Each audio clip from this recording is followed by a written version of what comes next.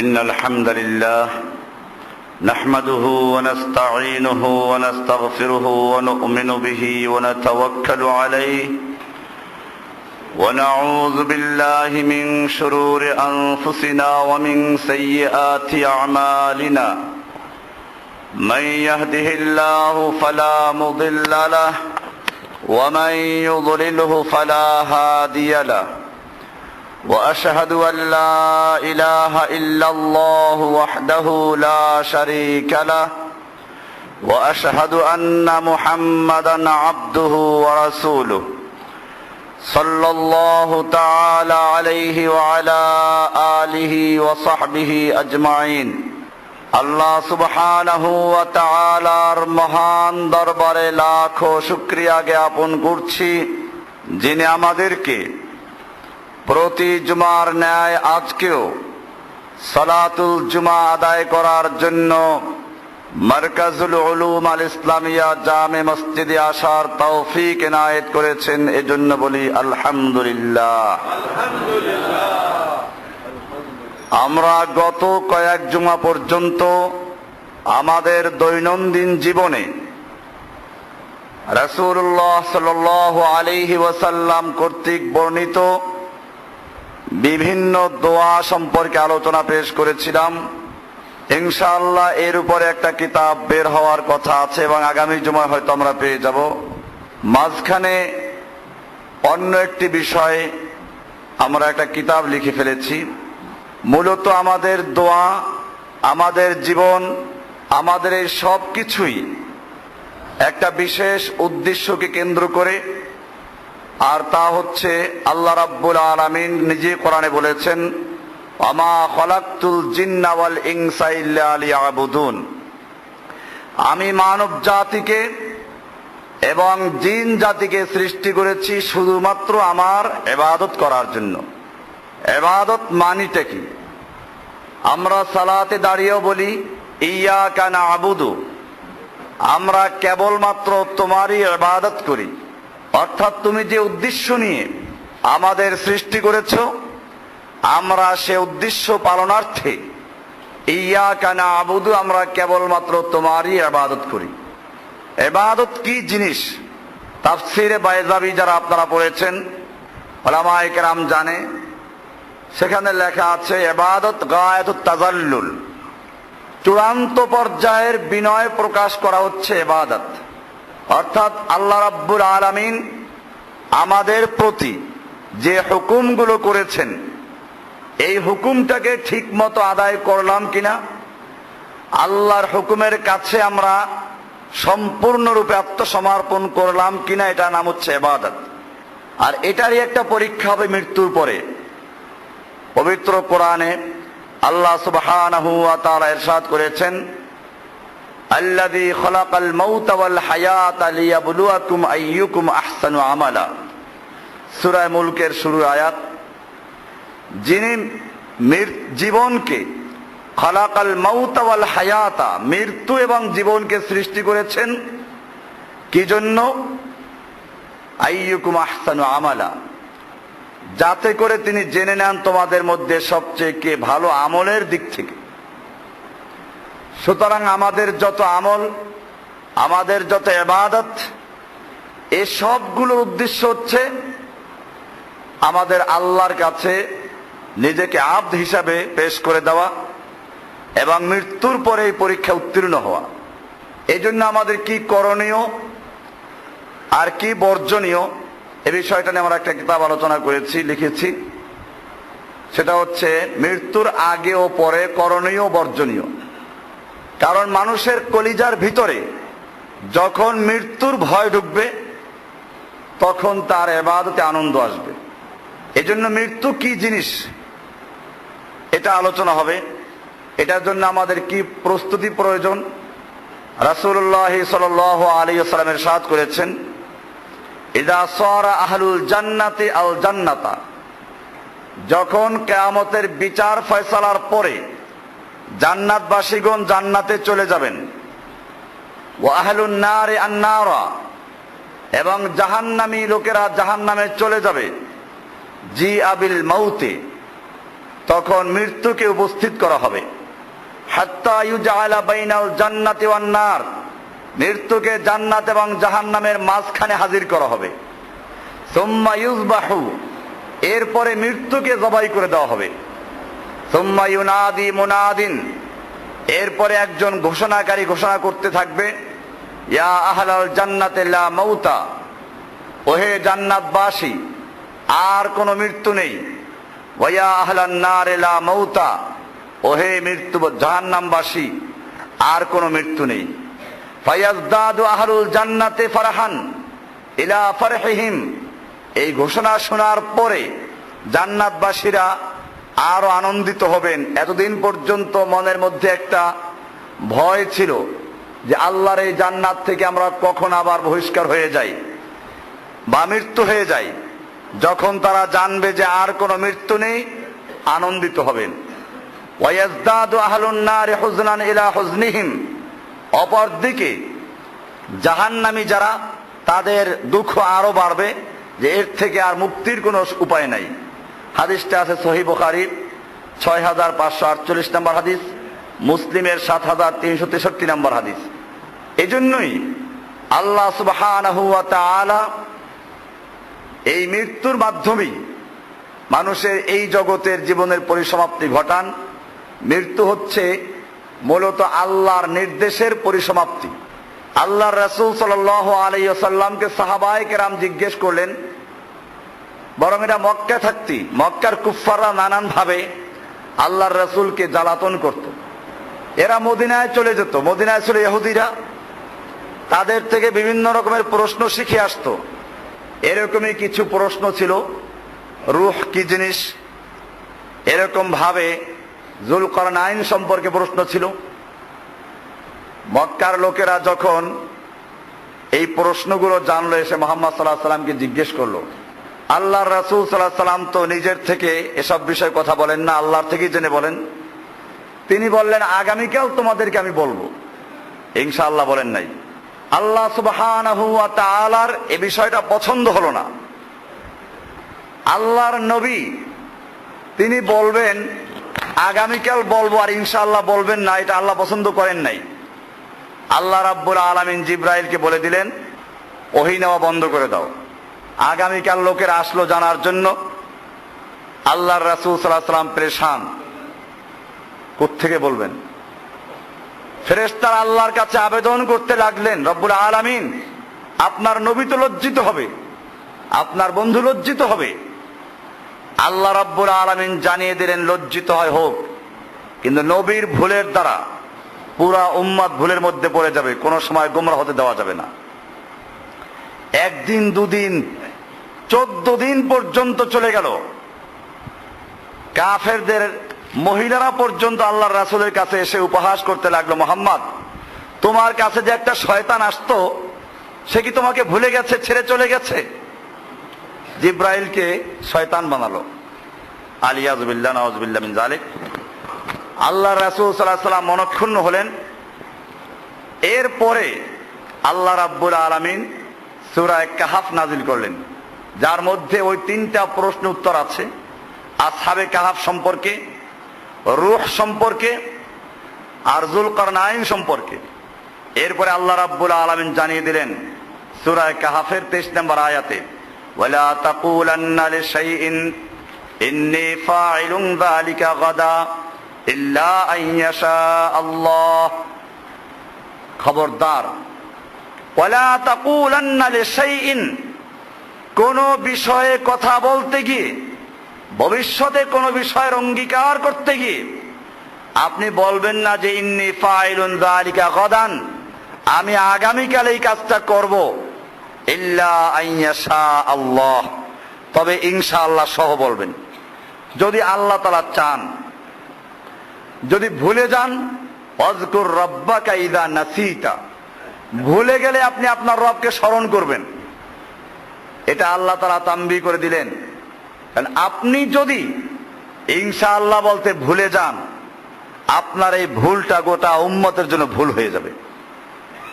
এজন্য আল্লাহ রাব্বুল আলামিন নবীকে সাময়িকভাবে দুঃখ দিলেন, কষ্ট দিলেন, তারপরেও কোনো ভুলের উপরে তাকে থাকতে দিলেন না। এটা আমাদের মনে রাখতে হবে যে বিষয়টা অনেক কঠিন। আমরা অনেক সময় কথা বলতে গিয়ে এগুলো খেয়াল করি না। আগামীকাল করব, আমাদের বলতে হবে আগামীকাল করব ইনশাআল্লাহ। কোনো একটা কাজ আমরা করে ফেলেছি, বলবো আলহামদুলিল্লাহ আল্লাহ তাআলা করতে দিয়েছেন। আমি এই কিতাবটা লিখেছি, আলহামদুলিল্লাহ আল্লাহ তাআলা লিখতে দিয়েছেন, আলহামদুলিল্লাহ। এরকম ভাবে যদি আমরা কোনো ভালো সংবাদ শুনি, সেখানে বলবো মাশাআল্লাহ তাবারাকাল্লাহ, আল্লাহ যা ইচ্ছে করেছেন তাই হয়েছে, আল্লাহ বরকত দান করুক। তো যে বিষয়টা বলতে লাগলাম, রূহ সম্পর্কে ওরা প্রশ্ন করলো, কাফেররা প্রশ্ন করেছিল, মক্কার কুফফাররা। আল্লাহ তাআলা জানিয়ে দিলেন, ইয়াসআলুনাকা আনির রূহ, হে নবী আপনাকে রূহ সম্পর্কে তারা জিজ্ঞাসা করবে। কুলির রূহু মিন আমরি রব্বি, এটা সূরা বনী ইসরাঈলের 85 নম্বর আয়াত। ইয়াসআলুনাকা আনির রূহ, আপনাকে জিজ্ঞাসা করা হবে রূহ সম্পর্কে। রূহ কি জিনিস? আত্মা কি জিনিস? আল্লাহ রাব্বুল আলামিন বলছেন, কুলির রূহু মিন আমরি রব্বি, আপনি বলুন রূহ হচ্ছে আমার রবের একটা আমর, আদেশ, একটা হুকুম। আল্লাহ তাআলা হুকুম করলেন রূহকে তুমি এর ভিতরে কাজ করো, সে কাজ করছে। এরপরে আল্লাহর হুকুম যখন শেষ হয়ে যাবে, এই দেহটা নিথর হয়ে যাবে, এটার নাম মৃত্যু। আল্লাহ তাআলা বলছেন রূহ সম্পর্কে এতটুকু বললেন, এটা আল্লাহর আদেশ। এরপরে বলছেন ওমা উতীতুম মিনাল ইলমি ইল্লা কালিলা, তোমাদেরকে সামান্যই এলেম দান করা হয়েছে, সামান্যই এলেম দেওয়া হয়েছে। এই সামান্য এলেমেরই আমরা দেখি যে অবস্থাটা কি। মানুষ, বিজ্ঞানীরা এখন আবিষ্কার করেছে ওজোন স্তরে ফাটল ধরেছে, সেখান থেকে সূর্যের ক্ষতিকর রশ্মি পৃথিবীতে আসছে, এটা আবার রিপেয়ারিং করছে এখান থেকে। এটা মানুষের সামান্য জ্ঞানের এই অবস্থা। আল্লাহ রাব্বুল আলামিন কত বড় জ্ঞানী, এটা আমাদের চিন্তার বিষয়। ওমা উতীতুম মিনাল ইলমি ইল্লা কালিলা, সূরা বনী ইসরাঈলের 85 নম্বর আয়াত। আল্লাহ রাব্বুল আলামিন এজন্য মৃত্যু সৃষ্টি করলেন। এই মৃত্যুর পরেই মূলত পরীক্ষা হবে। এজন্য কোরআনে বলেছেন সূরা মুলকের 2 নম্বর আয়াতে, আল্লাযী খালাকাল মাউতা ওয়াল হায়াতা লিয়াবলুয়াকুম আইয়ুকুম আহসানু আমালা, যিনি মৃত্যু এবং জীবনকে সৃষ্টি করেছেন যাতে তিনি পরীক্ষা করে নেন তোমাদের মধ্যে কে আমলের দিক থেকে ভালো। এই আয়াতে আপনারা লক্ষ্য করেছেন আল্লাযী খালাকাল মাউতা ওয়াল হায়াতা, মৃত্যু এবং জীবন কি, মৃত্যু আগে তারপরে জীবন। অথচ মানুষের জীবন আগে মৃত্যু পরে, কিন্তু আল্লাহ রাব্বুল আলামিন মৃত্যুকে আগে উল্লেখ করেছেন। এটা বোঝানোর জন্য যে তোমার জীবনে আসার আগেই মৃত্যুর ফয়সালা চূড়ান্ত করা হয়েছে। এই মৃত্যু এমন এক জিনিস, এটার থেকে পালাবার কোনো সুযোগ নেই। সূরা নিসার 78 নম্বর আয়াত আল্লাহ তাআলা বলছেন, আইনামা তাকুনু ইউদরিকুমুল মাউত ওয়ালাউ কুনতুম ফি বুরুজিম মুশাইয়াদা, তোমরা যেখানেই থাকো না কেন মৃত্যু তোমাদেরকে ইউদরিকুম পেয়ে যাবে, ধরে ফেলবে। ওয়ালাউ কুনতুম ফি বুরুজিম মুশাইয়াদা, যদিও তোমরা মজবুত সুদৃঢ় দুর্গের ভিতরে থাকো, এখান থেকেও তোমাদেরকে ধরে ফেলবে। এমনি ভাবে কোরআনের সূরা জুমা এর 8 নম্বর আয়াতে বলা হয়েছে, কুল ইন্নাল মাউতাল্লাযী তাফিররুনা মিনহু, হে নবী আপনি ওদেরকে জানিয়ে দিন, ইন্নাল মাউতাল্লাযী তাফিররুনা মিনহু, নিশ্চয় যেই মৃত্যু থেকে তোমরা পালাচ্ছ, ফাইন্নাহু মুলাকীকুম, নিশ্চয়ই সেই মৃত্যু তোমাদের সাথে মোলাকাত করবে, তোমাদেরকে ধরেই ফেলবে। সুম্মা তুরাদ্দুনা ইলা আলিমিল গায়বি ওয়াশ শাহাদাতি, অতঃপর তোমাদেরকে এমন এক মহান জাতের সামনে হাজির করা হবে, মহান সত্তার দরবারে উপস্থিত করা হবে। আলিমিল গায়বি ওয়াশ শাহাদা, যিনি তোমাদের দৃশ্য অদৃশ্য সবকিছু জানেন। ফায়ুনাব্বিউকুম বিমা কুনতুম তা'মালুন, অতঃপর তিনি তোমাদেরকে অবহিত করবেন, তোমাদের সবকিছু জানিয়ে দিবেন যা তোমরা করতে। আর এই জানাবার জন্য আল্লাহ রাব্বুল আলামিন কিছু ব্যবস্থাও রেখেছেন। বিমানে যেরকম ব্ল্যাক বক্স থাকে, দুর্ঘটনা ঘটলে তালাশ করে ওটাকে, রিপোর্ট সংগ্রহ করার জন্য। ঠিক এরকম ভাবে আমাদের সঙ্গেও ব্ল্যাক বক্সের ব্যবস্থা আছে। কোরআনে পরিষ্কার বলা আছে, কিরামান কাতিবিনা ইয়ালামুনা মা তাফআলুন। কিরামান কাতিবিন, কিরাম হচ্ছে সম্মানিত, আর কাতিবিন মানে লিখক বৃন্দ। কাজে কিরামান কাতিবিন দুইজন ফেরেশতার নাম না। এটা আমাদের অশিক্ষিত লোকদের মধ্যে বহু প্রচলিত আকীদা যে কিরামান কাতিবিন নামে দুই কাঁধে দুইজন ফেরেশতা আছে। এটা ভুল।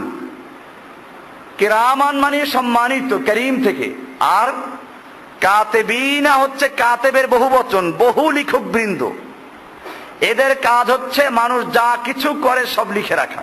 আল্লাহ তাআলা বলছেন, ফায়ুনাব্বিউকুম বিমা কুনতুম তা'মালুন। এমনি ভাবে আল্লাহ সুবহানাহু ওয়া তাআলা সেদিন যে উপস্থিত করবেন, এত কঠিন পরিস্থিতি হবে কিয়ামতের মাঠে। আল্লাহ তাআলা সূরা আবাসার 34 থেকে 37 নম্বর আয়াতে বলেছেন, ইয়াউমা ইয়াফিরুল মারউ মিন আখিহি ওয়া উম্মিহি ওয়া আবিহি ওয়া সাহিবাতিহি ওয়া বানিহি। সেদিন মানুষ পালিয়ে যাবে তার ভাই থেকে, তার মা বাবার থেকে, স্ত্রী সন্তানদের থেকে, এদের থেকে পালিয়ে যাবে। লিকুল্লি ইমরিইম মিনহুম ইয়াউমা ইদিন শাআনুন ইউগনিহ। আর সেদিন প্রত্যেকের সামনে নিজ নিজ অবস্থান নিয়ে সে ব্যস্ত থাকবে, কারো খবর রাখার কোনো সুযোগ থাকবে না। এরপরে আরো পালাবে, পিতা পালাবে সন্তানের থেকে। আজকে যদি সন্তান বলে দেয় যে আল্লাহ আমাকে এই পিতা মাতা ন্যাক শিক্ষা দেয় নাই, জাহান্নামে যাচ্ছে, এই জন্য পালাবে। সন্তান পালাবে পিতার থেকে, এরকম ভাবে স্ত্রী স্বামীর থেকে, স্বামী স্ত্রীর থেকে। এরকম ভাবে আল্লাহর সামনে হাজির করা হবে, তিনি সব খুলে খুলে বয়ান করবেন। মৃত্যুর পরে যে আশা, মৃত্যুর পরে জীবন, এটা আমাদের অনেকের প্রশ্ন, নাস্তিকদের বিশেষ করে, যে এই জীবনের কোনো ভিত্তি আছে কিনা। মক্কার কুফফারদের মধ্যে একটা দল এরকম ছিল। কোরআনের সূরা আল জাসিয়া এর 34 নম্বর আয়াতে তাদের সম্পর্কে বলা হয়েছে, ওয়াকালু মা হিয়া ইল্লা হায়াতুনাদ দুনিয়া নামুতু ওয়া নাহইয়া। তারা বলে যে আমাদের জীবন তো একটাই দুনিয়ার জীবন, আমরা মরে যাব আর জীবিত হব, শেষ। ওয়ামা ইউহলিকুনা ইল্লা দাহরু। আমাদের এই মৃত্যু আসে কালের চক্রে, কালের চক্রে আমরা মরে যাই। এটা ছিল এদের বক্তব্য। আমাদের এই সমাজেও আছে একদল নাস্তিক কবি আছে, দুনিয়াটা মস্ত বড়, খাও দাও ফুর্তি করো, আগামীকাল বাঁচবে কিনা বলতে পারে, সমস্ত আছে। আবার কিছু কিছু কবি আছে, এদের বক্তব্য আছে, নগদ যা পাও হাত পেতে নাও, বাকির খাতায় শূন্য থাক। দূরের বাদ্য কিলাব শুনে মাঝখানে যার বেজায় ভাগ। মাঝখানে যার বেজায় ভাগ বলতে আখিরাতকে তারা বুঝাচ্ছে। এই জাতীয় লোকদেরই একজন পূর্বপুরুষ আল্লাহর নবীর সামনে এসে হাজির হয়ে গেল। একটা পুরাতন হাড্ডি, নলার হাড্ডি এনে প্রথমে একটা ফু দিল, এক পাশ দিয়ে ফু দিয়ে আর এক পাশ দিয়ে বের করে দিল। দেখালো এটা একটা অসার হাড্ডি, এর ভিতরে কোনো রূহ বা প্রাণের কোনো অস্তিত্ব নেই। এরপরে পাউডার করলো, এরপরে আর এক ফু দিয়ে উড়িয়ে দিল। এরপরে সে দলিল পেশ করলো, কোরআনের সূরা ইয়াসিনের শেষ দিকের আয়াত, ওয়াদারাবা লানা মাসালান ওয়া নাসিয়া খালকাহ ক্বালা মান ইউহিল ইযামা ওয়া হিয়া রামীম। আল্লাহ তাআলা বলছেন, ওয়াদারাবা লানা মাসালান, আমাদের উদ্দেশ্যে একটা দৃষ্টান্ত এবং যুক্তি পেশ করেছে। কারণ নবীর সামনে প্রশ্ন করা মানে আল্লাহর সামনে প্রশ্ন করা। এই জন্য আল্লাহ তাআলা বলছেন, ওয়াদারাবা লানা মাসালান, আমার উদ্দেশ্যে, আমাদের উদ্দেশ্যে একটা যুক্তি পেশ করেছে। এরপরে আল্লাহ বলছেন, ওয়া নাসিয়া খালকাহ, সে নিজের সৃষ্টিকে ভুলে গেছে। এটা একটা দুর্বল লাঠি দাঁড় করাইলো, ইঙ্গিত দিয়ে রাখলেন। এরপরে আল্লাহ তাআলা উত্তর দিচ্ছেন, কুল ইউহয়িহাল্লাযী আনশাহা আউয়ালা মাররাহ, কুল আপনি বলুন, ইউহয়িহাল্লাযী আনশাহা আউয়ালা মাররাহ, এই পুরাতন হাড্ডি, এই পাউডার গুলোকে আবার একত্রিত করে জীবিত করবেন সেই সত্তা যিনি প্রথমবারে সৃষ্টি করেছিলেন। কি সুন্দর উত্তর আল্লাহর। কারণ আমরা জানি একটা জিনিসকে প্রথমবারে সৃষ্টি করা যত কঠিন, এর পরে সৃষ্টি করা অত কঠিন না। ওই যে কটকটিওয়ালারা পুরাতন জিনিসগুলো নিয়ে যায়, কয়েকদিন পর তৈরি করে আবার নিয়ে আসে, এইটা কঠিন না ওই জিনিসগুলো প্রথমবার তৈরি করা কঠিন ছিল? আল্লাহ রাব্বুল আলামিন সে কথাই বলেছেন সূরা আবাসার 34 থেকে 24 থেকে 32 নম্বর আয়াতে, ফালইয়ানজুরিল ইনসানু ইলা তাআমিহি আন্না সাবাবনাল মা'a সাব্বা সুম্মা শাকাকনাল আরদা শাক্কা فأنبتنا فيها حبا وعنبا وقضبا وزيتونا ونخلا وحدائق غلبا وفاكهة وأبا متاعا لكم ولأنعامكم। আল্লাহ রাব্বুল আলামিন বলছেন, মানুষ কি তার খাদ্যের প্রতি লক্ষ্য করে না? তার এই পাউডার হাড্ডি এটা কেমনে তৈরি করা হতো তা কি চিন্তা করেছে? আন্না সাবাবনাল মা'a সাব্বা, আমি তার জন্য পানি প্রবাহিত করে দিয়েছি, নদীর পানি, খালের পানি, কলের পানি, বৃষ্টির পানি। সাবাবনাল মা'a সাব্বা সুম্মা শাকাকনাল আরদা শাক্কা, এরপরে তার জন্য আমি জমিনকে বিদীর্ণ করে দিয়েছি, জমিনকে চিরে দিয়েছি, এর মাধ্যমে চারা উৎপন্ন হয়েছে। ফামবাতনা ফিহা হাব্বান ওয়া ইনাবান ওয়া কাদবা, এরপর আমি তার থেকে উৎপন্ন করেছি বিভিন্ন শস্য, আঙ্গুর, শাক সবজি, জাইতুন, খেজুর, বন বৃক্ষ এবং বাগ বাগিচা, তৃণলতা, এইগুলো আমি তার জন্য তৈরি করেছি। সে কি চিন্তা করে না? এই তরমুজ, খরবুজ, আম, জাম, লেচু, কাঁঠাল, এরপরে পেয়ারা, বেদানা, এরপরে আলু বুখারা সেই কাশ্মীর থেকে, পাকিস্তান থেকে, এরপর অস্ট্রেলিয়ার আপেল, কক্সবাজারের লবণ, উত্তরবঙ্গের চাল ডাল, এরপরে কত খোপের মুরগি, গরু, ছাগল, উট, দুম্বা, বকরি, এত কিছু খেয়ে তোমার এই হাড্ডি তৈরি হয়েছে যে আল্লাহ রাব্বুল আলামিন এই পৃথিবীর আনাচে কানাচের থেকে এত উপাদান জড়ো করে তোমার এই হাড্ডিকে তৈরি করতে পেরেছেন। সে আল্লাহ রাব্বুল আলামিন তোমাদেরকে পুনর্বার সৃষ্টি করতে পারবেন। এটাই বলেছেন ওয়ানাসিয়া খালকা, সে কি নিজের সৃষ্টিকে ভুলে গেছে? এই জন্য আল্লাহ রাব্বুল আলামিন বেশি বেশি করে মৃত্যুর কথা স্মরণ করতে বলেছেন। আল্লাহ রাসূল সাল্লাল্লাহু আলাইহি ওয়াসাল্লাম বলেছেন, আকসিরু যিকরা হাযিমিল লাযযাতি আল মাউত, তোমরা বেশি করে ওই জিনিসটাকে স্মরণ করো যে তোমার জীবনের সমস্ত পরিকল্পনাকে ধ্বংস করে দিবে। মানুষ পরিকল্পনা করে। বুখারীতে আবু বকর সিদ্দিক রাদিয়াল্লাহু তাআলা আনহুর একটা কবিতা আছে। মদিনায় যখন গেলেন একটু অসুস্থ হয়ে পড়লেন, তো কবিতা পড়তে লাগলেন। বুখারীতে হাদিস আছে, অকুল্লু মরিন মুসাব্বিহুন বিআহলিহি ওয়াল মাউতু আদনা মিন শিরাকি নালিহি। প্রতিটি মানুষ সকালে উঠে বড় বড় পরিকল্পনা করে, আমি এই করব, সেই করব, কলকারখানা করব, বাড়ি করব, গাড়ি করব, অথচ ওয়াল মাউতু আদনা মিন শিরাকি নালিহি, অথচ মৃত্যু তার জুতার ফিতার চেয়েও কাছে। মানুষ সুদে লোনে টাকা নিয়ে বাড়ি করে, অথচ এই বাড়িতে সে থাকতে পারবে কোন নিশ্চয়তা আছে? ওয়াল মাউতু আদনা মিন শিরাকি নালিহি। এমনও হতে পারে এই সুদে বাড়ি যখন তৈরি হয়ে গেল, এরপরে বাড়ি দাঁড়িয়ে রাখতো ঠিকই, নিজে কবরে চলে গেল, সন্তানদের জন্য সে এই সুদের কারবার করে গেল। এই জন্য খেয়াল রাখতে হবে, আপনি 100 বছরের জন্য, 50 বছরের জন্য সুদে টাকা নিচ্ছেন, আপনার আজরাইলের সঙ্গে কোনো কন্ট্রাক্ট আছে কিনা। যদি আজরাইলের সঙ্গে এরকম কোনো কন্ট্রাক্ট থাকে তাহলে আপনি চালিয়ে যান, কোনো আপত্তি নাই। আর যদি আজরাইলের সঙ্গে এরকম কন্ট্রাক্ট না থাকে, মনে করুন এই মুহূর্তে মৃত্যু এসে গেল, আপনি কবরে চলে গেলেন, আপনি সুদে জর্জরিত, আপনার হারামে জর্জরিত, আল্লাহর পক্ষ থেকে প্রশ্ন এসে যাবে, তুমি কি সুদ বর্জন করেছিলে? আমার আয়াত তোমার কাছে পৌঁছে গেছিল কিনা? তুমি কি আয়াত শুনো নাই? ইয়া আইয়ুহাল্লাযীনা আমানুত্তাকুল্লাহ, হে ঈমানদারগণ তোমরা আল্লাহকে ভয় করো। ওয়াদারু মা বাকিয়া মিনার রিবা ইন কুনতুম মুমিনিন, তোমাদের যত পাওনা সুদ আছে, বকেয়া সুদ আছে, সবগুলো বর্জন করো। ইন কুনতুম মুমিনিন, যদি মুমিন হয়ে থাকো। সূরা বাকারার 8 নম্বর আয়াত না হয়ে থাকো। কি বললাম? 8 নম্বর আয়াত। 8 নম্বর আয়াত কি জিনিস? এটা বহু বয়ান আমার আছে যে আল্লাহ তাআলা কোরআনের শুরুতে 3 শ্রেণীর মানুষের বয়ান করেছেন। প্রথম 5টা আয়াত মুত্তাকিনদের সম্পর্কে। যালিকাল কিতাবু লা রাইবা ফীহি হুদাল লিল মুত্তাকিন, এখান থেকে শুরু হয়ে মুত্তাকিনদের পরিচয়। কয়টা আয়াত? এরপরে মুত্তাকিনদের বিপরীতে মুত্তাকিন মানে হচ্ছে যারা অন্তর দিয়ে আন্তরিকভাবে পূর্ণ আস্থা নিয়ে আল্লাহকে বিশ্বাস করে, আল্লাহর রাসূলকে বিশ্বাস করে এবং এটা বাস্তবায়ন করে, মৌখিক স্বীকৃতি, অন্তরের বিশ্বাস, বাস্তবে আমল, এই তিনটা কাজ যারা করে এদেরকে বলা হয় কি? মুমিন, মুত্তাকিন, মুসলিম।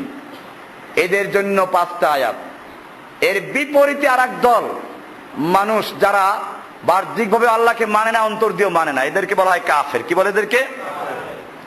এদের জন্য 2টা আয়াত। ইন্নাল্লাযীনা কাফারু সাওয়াউন আলাইহিম আনযারতাহুম আম লাম তুনজিরহুম লা ইউমিনুন। এখান থেকে 2টা আয়াত। এরপরে আর এক দল মানুষ আছে, যেই মানুষগুলোকে কাফেরও বলা যায় না, আবার মুসলিমও বলা যায় না। কাফের বললে খেপে যায়, আমাকে কাফের বললো, আমাকে কুফফার বললো, খেপে যায়। আবার মুসলিমও বলা যায় না, কারণ তারা আল্লাহর হুকুমগুলো সবগুলো মানে না। এদেরকে কাফের বলা যায় না, কারণ মাঝে মধ্যে দেখা যায় নতুন পাঞ্জাবি পরে, মাথায় টুপি পরে, হয়তো জানাজায় অংশগ্রহণ করে, নাইলে জুমার সালাতে অংশগ্রহণ করে, আর নইলে ঈদের সালাতে কমপক্ষে আসে। এই জন্য এদেরকে কাফের বলা যাচ্ছে না। এমনি ভাবে এদেরকে মুসলিমও বলা যায় না, কারণ এই লোকগুলোই আবার যখন বলা হয় আল্লাহর কালামে আছে চোরের হাত কাটো, এরা এটাকে বর্বর আইন বলে উড়িয়ে দেয়। এই লোকগুলোকে মুসলিম বলা যায় না। যদি বলা হয় আল্লাহ তাআলা জিনার বিচারকে হারাম করেছেন, তোমরা এদেরকে লাইসেন্স দিয়ে হালাল করে দিচ্ছ, তোমরা আল্লাহ তাআলা হারাম বলেছেন জিনার বিচার করার জন্য পাথর ছুঁড়ে হত্যা করো, এরা সেটা মানতে রাজি না। এরকম এই লোকগুলোকে যদি বলা হয় আল্লাহ সুবহানাহু ওয়া তাআলা কোরআনে সম্পত্তি বন্টন করে দিয়েছেন, নারীদেরকে অর্ধেক দিয়েছেন, তোমরা এগুলো ঠিক মতো দাও। এরা মিছিল করার সময় বলে আল্লাহ তাআলা নারীদেরকে ঠকিয়েছেন, আর বাস্তব জীবনে যখন আসে তখন আল্লাহ যা দিয়েছেন তা দেয় না, বরং নারীরা যাতে করে তাদের হিস্সা না পায় সেজন্য তারা ছেলেদের নামে সবগুলো লিখে দিয়ে চলে যায়। এই জন্য আমরা এই লোকগুলোকে মুসলিম বলতে পারি না। এই লোকগুলোকে উর্দুতে বলে জাহের কা মুসলিম আন্দার কা কাফের। বাহ্যিকভাবে মুসলিম, ভিতরে কাফের। এই তৃতীয় প্রকার লোকদের নাম হচ্ছে মুনাফিক। এদের আলোচনা শুরু হয়েছে সূরা বাকারার 8 নম্বর আয়াত থেকে শুরু করে নাজিল করেছেন 13টা আয়াত। কয়টা আয়াত? কাফেরদের সম্পর্কে কয়টা? বোঝা গেল কাফের মারাত্মক বেশি না মুনাফিক বেশি? আল্লাহ তাআলা কাফেরদের সম্পর্কে বলেন নাই ইন্নাল মুনাফিকিনা ফিদ দারকিল আসফালি মিনান নার, বলেন না ইন্নাল কাফিরিনা ফিদ দারকিল আসফালি মিনান নার। কাফেররা জাহান্নামের সর্বনিম্ন স্তরে যাবে, এটা মুনাফিকদের সম্পর্কে বলেছেন, কাফেরদের সম্পর্কে বলেন নাই। আল্লাহ তাআলা বলছেন ইন্নাল মুনাফিকিনা ফিদ দারকিল আসফালি মিনান নার, নিশ্চয়ই মুনাফিকরাই জাহান্নামের সর্বনিম্ন স্তরে চলে যাবে। এই মুনাফিকদের নাম্বার 8 নম্বর আয়াত থেকে শুরু। এই জন্য আমি বলছি আল্লাহ তাআলা বলছেন ইন কুনতুম মুমিনিন, যদি তোমরা মুমিন হয়ে থাকো, 8 নম্বর আয়াত না হয়ে থাকো। অথবা আরো একটা আছে ইন কুনতুম মুমিনিন, যদি মুমিন হয়ে থাকো, সূরা ইউসুফের 106 নম্বর আয়াত না হয়ে থাকো। এইটা কারা? এটাও চিনতে হবে। 8 নম্বর আয়াত কারা আর 106 নম্বর কারা? 8 নম্বর আয়াত হচ্ছে যারা আল্লাহর বিধানকে বাহ্যিকভাবে মানে, নিজেদেরকে মুসলিম দাবি করে, অথচ আল্লাহর বিধানকে সম্পূর্ণরূপে মানতে রাজি না, এরা হলো 8 নম্বর আয়াত। 106 নম্বর আয়াত হচ্ছে ওরা, এরা হলো শাসক গোষ্ঠী, 8 নম্বর আয়াত। আর 106 হলো যাজক গোষ্ঠী, এরা আবার এসব ব্যাপারে সমস্যা না। এদের সমস্যা হচ্ছে যেটা আল্লাহকে পাইতে হলে ভায়া মাধ্যম লাগবে। এই মসজিদ আছে পাশে আমাদের ধানমন্ডিতে, আমার সাথে ব্যক্তিগতভাবে পরিচয় আছে, কয়েক জুমা আগে বয়ান দিয়েছে। দুনিয়ায় প্রধানমন্ত্রীর কাছে গেলে মাধ্যম লাগে, এপিএস লাগে, অমুক লাগে, তমুক লাগে। মন্ত্রীর কাছে যেতে হলে ভায়া মাধ্যম লাগে, আল্লাহর কাছে যেতে ভায়া মাধ্যম লাগে না। সাধারণ মানুষ যারা, যাদের কাছে তাওহীদের দাওয়াত পৌঁছে নাই, তারা মাথা ঝুলায় বলে ঠিকই তো বলছে। আমার ভাইয়েরা, এটা আপনাদের পরিষ্কার হতে হবে। এখানে কয়েকটা ভাবে আল্লাহকে চরমভাবে অপমান করা হয়েছে। 1 নাম্বার হচ্ছে এই আল্লাহ সুবহানাহু ওয়া তাআলাকে দুনিয়ার সাধারণ একটা জজের সঙ্গে একটা প্রধানমন্ত্রীর সঙ্গে তুলনা করেছে। আল্লাহ তাআলা বলছেন লাইসা কামিসলিহি শাই, আল্লাহর সমতুল্য কোনো কিছু নেই। ওয়ালাম ইয়াকুল লাহু কুফুয়ান আহাদ, আল্লাহর সমকক্ষ, আল্লাহর সমতুল্য কেউ নেই। তুমি প্রথমে বেয়াদবি করেছো, চরম বেয়াদবি করেছো। আল্লাহ তাআলাকে দুনিয়ার একটা সাধারণ জজের সঙ্গে, প্রধানমন্ত্রীর সঙ্গে তুলনা করেছো। যে প্রধানমন্ত্রী অবস্থা কি, জনগণের কাছে জবাবদিহি করতে বাধ্য। আল্লাহ তাআলা কারো কাছে জবাবদিহি করতে বাধ্য নন। কোরআন পরিষ্কার বলেছে লা ইউসআলু আম্মা ইয়াফআলু ওয়া হুম ইউসআলুন। আল্লাহ তাআলা যা করেন এক্ষেত্রে কারো কোনো প্রশ্ন করার সুযোগ অধিকার নেই, অথচ তারা যা কিছু করবে সব ক্ষেত্রে প্রশ্ন করা হবে। পরিষ্কার আয়াত সূরা আল আম্বিয়া 23 নম্বর আল্লাহ বলছেন লা ইউসআলু আম্মা ইয়াফআলু ওয়া হুম ইউসআলুন। এরকম ভাবে আল্লাহ সুবহানাহু ওয়া তাআলা সব কিছু জানেন, যা ইচ্ছা তাই করতে পারেন, কারোর সাথে পরামর্শ করার প্রয়োজন নেই। কোরআনে আল্লাহ বলছেন ফাআলুল লিমা ইউরিদ, তিনি যা ইচ্ছা তাই করতে পারেন, সূরা বুরুজের শেষের দিকে আয়াত। এমনি ভাবে আল্লাহ রাব্বুল আলামিন বিচার করতে গিয়ে কোন সাক্ষী প্রমাণের মুহতাজ নন। নিজের ইলম অনুযায়ী বিচার করতে পারেন, সাক্ষী রাখেন সেটা ভিন্ন বিষয়। আল্লাহ তাআলা কোরআনে বলেছেন আলাইসাল্লাহু বিআহকামিল হাকিমিন, আল্লাহ হচ্ছেন আহকামুল হাকিমিন। দুনিয়ার যে কোনো বিচারক, দুনিয়ার যে কোনো শাসক যদি দেখে যে সে কেউ খুন করছে, এরপরে ওই মামলা আদালতে গেল, সাক্ষী প্রমাণ ছাড়া বিচার করতে পারবে? একদল মিথ্যা সাক্ষী যে হাজির হলো যে না আমি দেখেছি এটা খুন করেছে অমুক ব্যক্তি, তাহলে সেটা আর চলবে? আর আল্লাহ তাআলা কোনো সাক্ষীর প্রয়োজন নেই। কোরআনের সূরা আল ফাতাহ 48 নম্বর আয়াতের 48 নম্বর সূরা এর 28 নম্বর আয়াত আল্লাহ বলছেন ওয়া কাফা বিল্লাহি শাহিদা, ওয়া কাফা বিল্লাহি, সাক্ষী হিসেবে আল্লাহই যথেষ্ট। আল্লাহর বিচার করতে দুনিয়ার কোনো সাক্ষীর প্রয়োজন নেই। 3 নাম্বার বিষয়, আল্লাহ রাব্বুল আলামিন মানুষের সব কিছু জানেন। কোরআন পরিষ্কার বলে দিয়েছে ইয়ালামু মা বাইনা আইদিহিম ওয়া মা খালফাহুম, মানুষের সামনে পিছে, আলিমুম বিযাতিস সুদূর, অন্তরের মধ্যে যা কল্পনা করো তাও জানে। যে আল্লাহ রাব্বুল আলামিন সব জানেন, সেই আল্লাহকে দুনিয়ার কোন প্রধানমন্ত্রী, দুনিয়ার কোন মন্ত্রী এমপির সাথে তুলনা করে আল্লাহর সঙ্গে চরম বেয়াদবি করেছে। কথাগুলো শুনতে মানুষেরা বোঝে না কত জঘন্য অপরাধ করেছে ইমাম, কত জঘন্য অপরাধ করছে পীরগুলো। আল্লাহকে একটা দুনিয়ার জজের সঙ্গে তুলনা করছে, আর এইগুলো মুরিদরা প্রচার করে। আর এদের বিরুদ্ধে কথা বললে তখন তারা আমাদেরকে গোমরা বলে, পীর মুরিদি মানে না। আমি বলি এই জন্য 8 নাম্বার আয়াতওয়ালারা যে ক্ষতি করেছে, 106 নাম্বার ওয়ালারা তার চেয়ে মারাত্মক ক্ষতি করেছে বেশি।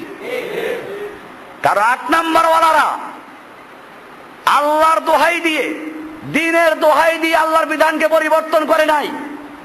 আর সূরা ইউসুফের 106 নাম্বার আয়াতওয়ালারা, যাদের সম্পর্কে আল্লাহ বলছেন ওয়ামা ইউমিনু আকসারুহুম বিল্লাহি ইল্লা ওয়া হুম মুশরিকুন, বেশিরভাগ লোকেরা আল্লাহর উপর ঈমান আনে না, তবে ঈমান আনে মুশরিক অবস্থায়, শিরক যুক্ত অবস্থায়। এই শিরক এরকম ভায়া মাধ্যমে শিরক, আল্লাহকে পাইতে হলে ভায়া মাধ্যম লাগবে। এরপরে 4 নাম্বার বিষয়, যেটা মূল বিষয়, দুনিয়ার শাসকদের সিস্টেম হচ্ছে ওদের কাছে সরাসরি যাওয়া যায় না, ভায়া মাধ্যম থাকে, দারোয়ান থাকে, ওদের চামচা থাকে। আর আল্লাহ বলছেন পরিষ্কার এর বিপরীতের উল্টা, আল্লাহ বলছেন আমার কাছে ডাইরেক্ট আসো, উদউনি আস্তাজিব লাকুম, আমাকে ডাক দাও, আমি তোমার ডাকে সাড়া দিব। আল্লাহ তাআলা কোনো ভায়া মাধ্যম রাখেন নাই। কোন ভায়া মাধ্যম আছে এখানে? তাহলে আল্লাহর সঙ্গে যারা তুলনা করে, জজের সঙ্গে আল্লাহকে তুলনা করলো, জজের কাছে যেতে হলে ভায়া মাধ্যম লাগবে, তারা কি আল্লাহর উপকার করলো না ক্ষতি করলো? আল্লাহর পক্ষে না বিপক্ষে? আল্লাহর ওলি না আল্লাহর দুশমন? এটা আমাদের পরিষ্কার মনে রাখতে হবে। এজন্যই সূরা বাকারার মধ্যে আল্লাহ রাব্বুল আলামিন 8 নম্বর আয়াত দিয়ে বলে দিলেন। আমি কিছু অন্য প্রসঙ্গে আলোচনা হচ্ছিল যে কবরে গেলে প্রশ্ন আসবে। আপনি সুদের বাড়ি করলে সেটা বলছিলাম, আল্লাহ তাআলা এখানে বললেন ইন কুনতুম মুমিনিন, যদি মুমিন হয়ে থাকো তাহলে তোমার যত রকম পাওনা সুদ আছে সবগুলো বর্জন করো। ফাইল্লাম তাফআলু, যদি সুদ বর্জন করতে না পারো ফাদানু বিহারবিম মিনাল্লাহি ওয়া রাসূলিহি, তাহলে তোমরা আল্লাহ এবং আল্লাহর রাসূলের সঙ্গে যুদ্ধের এলান করে দাও। কার সঙ্গে যুদ্ধ? কবরে গেলে এর জন্য 3টা প্রশ্ন আসবে। মান রব্বুকা, এই বইটার মধ্যে লেখা আছে, এগুলো এই ধারাবাহিকভাবে লেখা আছে। কবরের 3 প্রশ্ন। মান রব্বুকা, কে তোমার রব? ওয়ামা দীনুকা, কি তোমার দিন?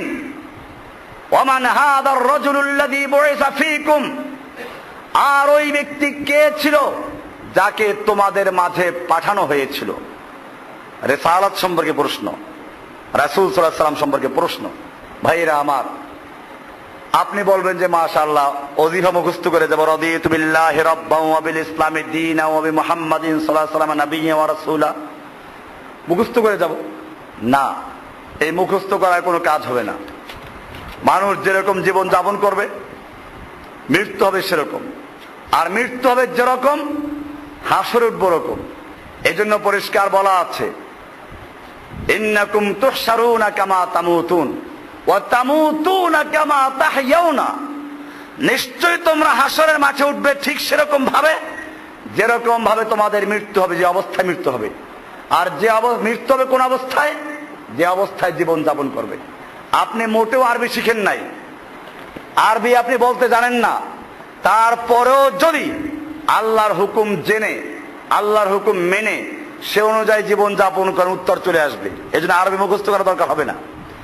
আর যদি আরবি মুখস্থ করা আছে, উত্তর মুখস্থ করে গেল, কিন্তু সে ওই অনুযায়ী আমল করে নাই, কবরে যখন যাবে তখন বলবে হা হা লা আদ্রি, হায় আমি জানি না, এটা বলবে কুফফাররা।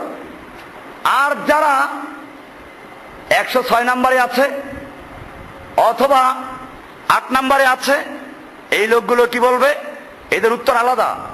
এরা বলবে সামিতুন নাসা ইয়াকুলুনা ফাকুলতুহু হা হা লা আদ্রি, কি যেন একটা কথা ছিল যা লোকেরা বলতো আমরাও বলতাম, এখন তো ভুলে গেছি। তার মানে এইগুলো তো কালেমা পড়তো।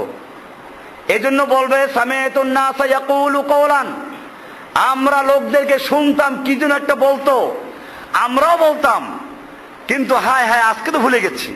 এজন্যই খেয়াল রাখতে হবে মান রব্বুকা, কে তোমার রব। এই বিষয়টা আমি আগে আলোচনা করেছি, বিস্তারিত আমাদের কিতাবুল ঈমানে আছে। মান রব্বুকার প্রশ্ন কেন করা হবে?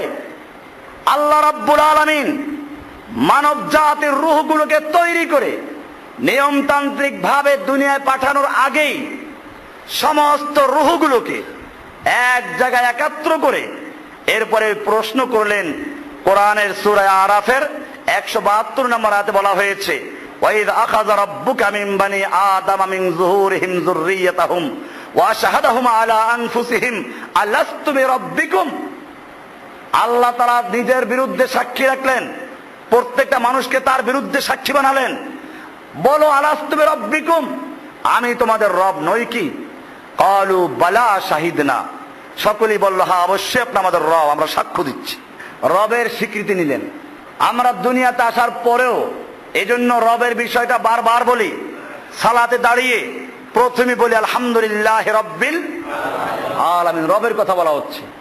আবার রুকুতে গিয়ে সুবহান রাব্বিল আযীম, রুকু থেকে সোজা দাঁড়িয়ে রব্বানা ওয়ালাকাল হামদ, আবার সিজদায় গিয়ে সুবহান রাব্বিয়াল আলা, দাঁড়ানো অবস্থায় রব, রুকুতে গিয়ে রব, সিজদায় গিয়ে রব। এরপরে আবার যখন আখিরাতের সফর শুরু হবে, প্রথম ঘাঁটি কবর, কবরে গেলে প্রশ্ন মান রব্বুকা, বলো তোমার জীবনের রব কে ছিল? কতজন রব ছিল? মসজিদে একজন ছিল, বাইরে আরেকজন ছিল, এরকম কোন বিষয় ছিল কিনা? তোমার রব কে ছিল? এই সময় কি উত্তর আসবে? যারা জীবনের সকল ক্ষেত্রে এক রবকে অনুসরণ করেছে, তারা সোজা উত্তর দিবে রব্বি আল্লাহ, আমাদের রব কি ছিলেন? আর যারা এক এক জায়গায় একটা পালন করেছে তাদের উত্তর কি আসবে? এই জন্য মনে রাখতে হবে রবের বিষয়টা খুব গুরুত্বপূর্ণ বিষয়। আল্লাহ রাব্বুল আলামিন মূসা আলাইহিস সালাতু ওয়াস সালামকে হুকুম দিলেন ফিরআউনের কাছে গিয়ে রবের দাওয়াত দাও। ইযহাব ইলা ফিরআউনা ইন্নাহু তাগা, ইযহাবা ইলা ফিরআউনা ইন্নাহু তাগা। ফিরআউনের কাছে যাও, সে তাগুত হয়ে গেছে, সে সীমা লঙ্ঘন করেছে, রবের দাওয়াত দাও। মূসা গেলেন, চিন্তা করলেন আমি তো একটু জিহ্বার দোষ আছে, এরপরে আবার অন্য একটা করে আসছি, ছোটবেলায় একটা থাপ্পড় মেরে ফেলছিলেন। এই জন্য বললেন যে আমার সঙ্গে আমার হারুনকে দেন, আমার ছোট ভাইকে দেন। বোঝা গেল যে নবীদের এত পাওয়ার, মুমিনদের পাওয়ার, তারা আল্লাহর কাছে দোয়া করলে আল্লাহ তাআলা কি করেন? মঞ্জুর করতে পারেন। কিন্তু এটা মুমিনদের জন্য, এটা আবার পীরের কোনো ফজিলত বয়ান করতেছেন। আবার মূসা আলাইহিস সালাম যখন দোয়া করলেন, আল্লাহ রাব্বুল আলামিন হারুনকেও তার সঙ্গে নবী বানিয়ে দিলেন। দুই ভাই গেলেন, ফিরআউনকে গিয়ে দাওয়াত দিলেন রবের উপর ঈমান আনো। আর রবের অর্থটা কি? আমার এই বাঙালি জাতি, ভারতবর্ষের মুসলমানরা রবের যে অর্থ জানে, এর চেয়ে ফিরআউনও খারাপ জানতো না। সূরা তাহার 50 নম্বর আয়াতে আছে এটা। মূসা আলাইহিস সালাম যখনই তাকে রবের দাওয়াত দিলেন ফিরআউনকে, ফিরআউন বলল রব আমার কে? রব তো আমি। আমার রব্বুকুমা ইয়া মূসা, আর আমি খালি রব না, আনা রব্বুকুমুল আলা, আমি প্রধান রব। যদি এই উল্টা পাল্টা করো জেলে ঢুকিয়ে দেব। মা আলিমতু মিন ইলাহিন গায়রি, আমি ছাড়া তোমাদের আর কোনো আল্লাহ আছে বলে আমি জানি না। লাইন ইত্তাখাযতা ইলাহান গায়রি, আমি ছাড়া অন্য কাউকে যদি আল্লাহ মানো লাজালান্নাকা বিল মাসজুনিন, সব জেলে ঢুকিয়ে দেব। মাসজুনিন। মূসা আলাইহিস সালাম তখন কি দাওয়াত দিয়েছিলেন? ক্বালা রাব্বুনাল্লাযী আতা কুল্লা শাইইন খালকাহু সুম্মা হাদা। মূসা আলাইহিস সালাম বললেন, ও ফিরআউন, আমি যেই রবের দাওয়াত দিচ্ছি, আমি যেই রবের আহ্বান জানাচ্ছি, সেই রবের পরিচয়টুকু জেনে নাও। তোমার মতো কোনো দুর্বল না। এক সময় ছিলে নাপাক পানি, এরপরে রক্ত, এরপরে গোশত, এরপরে মানুষ, এরপরে আবার শিশু, তারপরে যৌবন, তারপরে বুড়া, তারপরে কবর। এরকম না। আমি যার পরিচয় দিচ্ছি, যার দিকে আহ্বান করছি, তার পরিচয় হচ্ছে রব্বুনাল্লাযী আতা কুল্লা শাইইন খালকাহু সুম্মা হাদা, যিনি সমস্ত মাখলুকাতকে সৃষ্টি করেছেন এবং সৃষ্টি করার পরে তার জীবন যাপনের জন্য জীবনের ধাপে ধাপে, জীবনের বাঁকে বাঁকে যা কিছু প্রয়োজন, যখন যা প্রয়োজন, সবগুলো নিজের পক্ষ থেকে বুঝে শুনে দান করেছেন। তিনি হচ্ছেন আমার রব। তাহলে বুঝা গেল মানুষের জীবনে যা দরকার। আমরা যখন মায়ের পেটে ছিলাম, খাবারের প্রয়োজন ছিল। রুহ যখন আসলো, এখানে খাবারের জন্য আন্দোলন করার সুযোগও ছিল না। খাদ্যমন্ত্রীর জন্য সম্ভব ছিল না খাদ্য পৌঁছানো। বাচ্চার পক্ষে সম্ভব ছিল না গাড়ি ভাঙচুর করা, হরতাল করা, এমনকি কান্নাকারি করার সুযোগও ছিল না। ব্যবস্থা করলেন কে? আল্লাহ ব্যবস্থা করেছেন। এরপরে দুনিয়াতে আসার পরে ধাপে ধাপে যখন যা প্রয়োজন, এক কথায় যিনি সৃষ্টিকর্তা, যিনি রক্ষাকর্তা, যিনি আইন বিধানদাতা, জীবনের সব কিছু যিনি বন্দোবস্ত করেন, তার নাম কি? আল্লাহ। এই জন্য কবরে গেলে প্রশ্ন আসবে মান রব্বুকা। এরপর রব যখন চিনা হলো, 2 নাম্বার প্রশ্ন মা দীনুকা। রব বুঝলাম, এখন সে রবের দেওয়া যে জীবন ব্যবস্থা, তার নাম হচ্ছে দিন। তার নাম কি? তোমার দিন কি ছিল? আল্লাহর দেওয়া দিন ছিল না অন্য কোন দিন ছিল? ওই দিনের নাম হচ্ছে ইসলাম। দিনের নাম কি?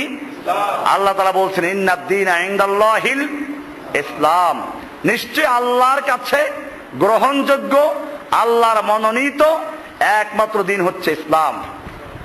এরপরে আল্লাহ তাআলা বলছেন এই ইসলামকে যারা পালন করে ওরা মুসলিম। মিল্লাত আবিকুম ইব্রাহিম হুয়া সাম্মাকুমুল মুসলিমিন। সূরা আনামের 163 নম্বর আয়াতে বলা হয়েছে, কুল বলো, ইন্না সলাতি ওয়া নুসুকি ওয়া মাহইয়ায়া ওয়া মামাতি লিল্লাহি রাব্বিল আলামিন। আমার সালাত, আমার কুরবানি, আমার জীবন, আমার মরণ সবকিছু আল্লাহর জন্য, যিনি গোটা জগৎ সমূহের রব। লা শারীকা লাহু ওয়া বিযালিকা উমিরতু ওয়া আনা আউয়ালুল মুসলিমিন, আমি প্রথম মুসলিম, এ ঘোষণা করতে হবে। এরপরে ইসলামে অর্ধেক ঢোকা এটাও চলবে না। কোরআনের সূরা বাকারার 208 নম্বরে আল্লাহ বলছেন, ইয়া আইয়ুহাল্লাযীনা আমানু দুখুলু ফিস সিলমি কাফা, হে ঈমানদারগণ তোমরা ইসলামে প্রবেশ করো। উদখুলু ফিস সিলমি কাফাতান, পরিপূর্ণভাবে। ওয়ালা তাত্তাবিউ খুতুওয়াতিশ শাইতান, তোমরা শয়তানের খুতুওয়াত, শয়তানের নীল নকশা, শয়তানের পদাঙ্ক অনুসরণ করো না। ইন্নাহু লাকুম আদুউম মুবিন, নিশ্চয়ই সে প্রকাশ্য শত্রু, তোমাদের শত্রু। শয়তানের পদাঙ্ক কি?